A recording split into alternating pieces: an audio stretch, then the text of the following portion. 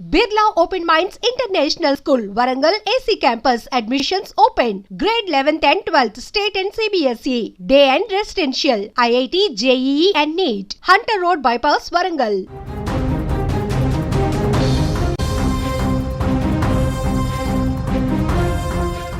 ఒకటి కాదు రెండు కాదు 13 రోజులు కావస్తుంది.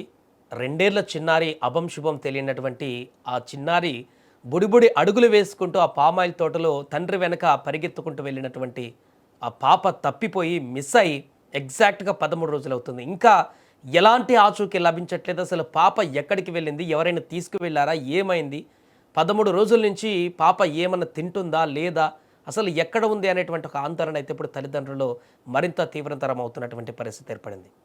ఇన్ని రోజులుగా వందలాది మంది పోలీసులు, గ్రామస్తులు ఎంతమంది వెతికినా కూడా ఎలాంటి ఆచూకీ లభించకపోవడం అనేది ఈ కేసులో చాలా పెద్ద మిస్టరీని తెలియజేస్తున్నటువంటి పరిస్థితి ఏర్పడింది.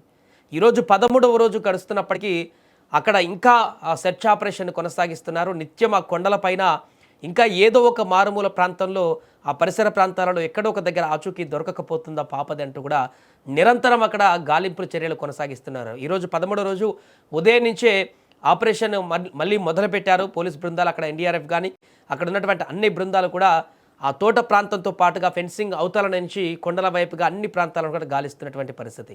అక్కడ ఆల్రెడీ కొన్ని బొమ్మలు కూడా పెట్టినటువంటి సందర్భాన్ని మనం చూసాము. అక్కడ ఏదైనా వన్యమృగాలు ఉండుంటే పాపను కనుక అవి తీసుకువెళ్ళుంటే మళ్ళీ ఆ యొక్క సిమ్టమ్స్ కోసము ఇక్కడికి వస్తాయి కాబట్టి అని కొన్ని బొమ్మలు కూడా ఏర్పాటు చేయడం జరిగింది. బట్ అది కూడా ప్రయోజనాన్ని ఇవ్వట్లేదు. ఏ క్రూర జంతువు కూడా అక్కడికి వచ్చినటువంటి ఆనవాళ్ళు 2 డేస్ నుంచి కనిపించట్లేదు.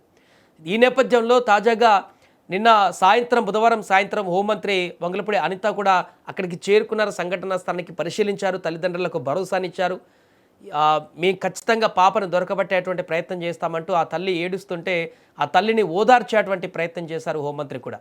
వారికి భరోసాని ఇస్తూ, ధైర్యాన్ని చెప్తూ, ఏం కాదంటూ అన్ని రకాలుగా ఆల్రెడీ తల్లిదండ్రులు కూడా చూస్తున్నారు. 13 రోజుల నుంచి ఎలా గాలింపు చర్యలు చేస్తున్నారు, ఎన్ని రకాల వ్యవస్థలను ఉపయోగిస్తున్నారు, అయినా కూడా ఫలితం లేకుండా పోతుంది. కానీ వారు ప్రభుత్వం నుంచి చేస్తున్నటువంటి కార్యక్రమాలన్నింటినీ కూడా తల్లిదండ్రులు చూస్తూనే ఉన్నారు. అందుకే మాకు ఒక చిన్న ఆశ ఉంది, మా పాప మళ్ళీ తిరిగి వస్తుంది, ఏదో ఒక రోజు ఏదో ఒక సమయంలో ఈ శుభవార్తను మేము వింటామంటూ ఆ తల్లి మొదటి నుంచి కూడా చెప్తుంది. జ్ఞానేశ్వరి తల్లి మొదటి నుంచి కూడా నేను ఆ ధైర్యంతోనే ఉన్నాను, పాప ప్రాణాలతో సేఫ్గా మళ్ళీ నా దగ్గరికి వస్తుంది, ఖచ్చితంగా ఆ హోప్ నాకుంది, పోలీసులు చేస్తున్నటువంటి ఈ యొక్క సెర్చ్ ఆపరేషన్ పైన కూడా నమ్మకం ఉంది అంటూ కూడా చెప్పినటువంటి సందర్భం.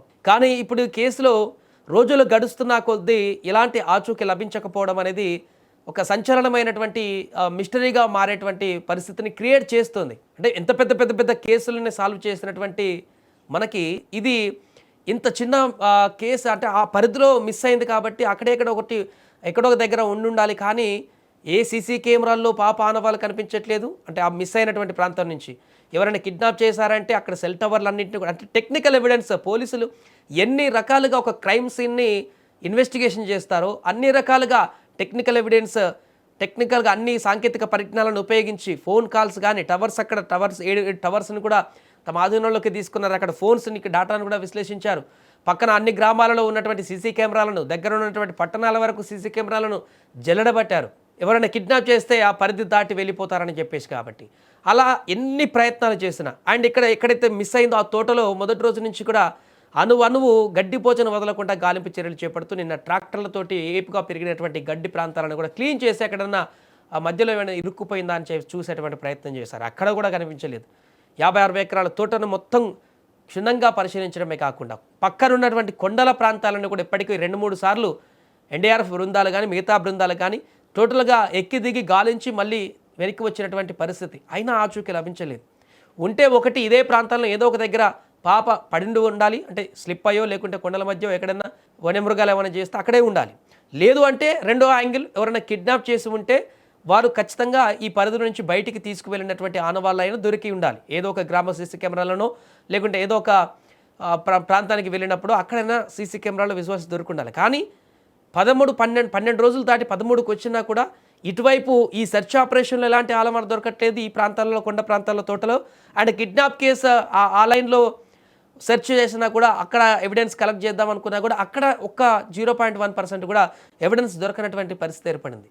ఇంత క్లిష్టంగా మారినటువంటి ఈ కేసులో అసలు పాప ఎక్కడికి వెళ్ళింది అనేది అంతుచిక్కనిగా ప్రశ్నగా మారినటువంటి సందర్భం ఏర్పడింది. ఏదేమైనా 2 తెలుగు రాష్ట్రాల్లో కూడా ఇప్పుడు ఆ 2 ఏళ్ల చిన్నారి జ్ఞానేశ్వరి ఎక్కడ ఉంది, ఆ పాప ఎటు వెళ్ళింది, ఆ చివరిసారిగా మనకు కనిపిస్తున్నటువంటి CCTV ఫుటేజ్ విజువల్స్లో మనం స్పష్టంగా చూడొచ్చు.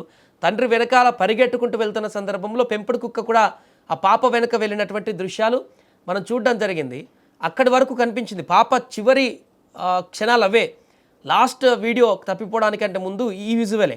ఆ చెట్టు దాకా ఏడ్చుకుంటూ తండ్రి వెనుక పరిగెత్తుకుంటూ వెళ్ళినటువంటి ఆ చిన్నారి ఆ చెట్టు దాటిన తర్వాత నుంచి ఇంకా మిస్ అయిపోయినటువంటి సందర్భం. ఆ పాప వెనుక ఆ పెంపుడు కుక్క కూడా వెళ్ళింది.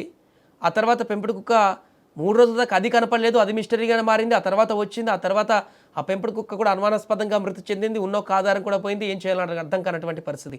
ఇలా రకరకాలుగా ఈ యొక్క కేసులో వ్యక్తమవుతున్నటువంటి పరిస్థితులు, ఎదురవుతున్నటువంటి సిచ్యువేషన్స్ చాలా ఆందోళనకు గురి చేస్తున్నాయి.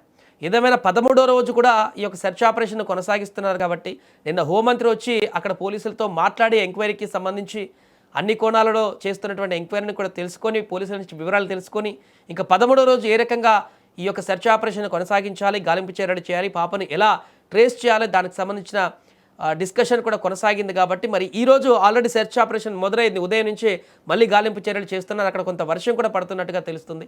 ఈ నేపథ్యంలో మరి ఈ రోజైనా ఏమైనా కొంత అప్డేట్ వస్తుందా పాప కేసుకు సంబంధించింది అనేది వేచి చూడాలి. మీరు ఒక చంటి బిడ్డ వీళ్ళు కంప్లైంట్ అడగండి, కలిసి వీళ్ళు అడగండి. మేము లేనప్పుడు కంప్లైంట్ ఇవ్వాలని కూడా తెలియదు. కంప్లైంట్ ఇవ్వకుండానే డిపార్ట్మెంట్ ఇన్వాల్వ్ అయ్యి ఒక చంటి బిడ్డ కనిపించలేదని డిపార్ట్మెంట్ ముందుకు వచ్చి ఆ రోజు నుంచి ఈ రోజు వరకు నిద్రాహారాలు మాని దగ్గర కొండని 2-3 సార్లు ఎక్కి దిగారు NDRF team, forest team. Drones యొక్క థర్మల్ డ్రోన్స్ ని కూడా యూజ్ చేస్తున్నాం, CDRలు తీసాం. అంటే ఇవన్నీ కూడా ఒక పోలీస్ డిపార్ట్మెంట్ ఎంత మేరకు ఇన్వెస్టిగేషన్ లో ఎన్ని టూల్స్ ఉపయోగిస్తారు, అన్ని టూల్స్ ఉపయోగించారు ఇక్కడ.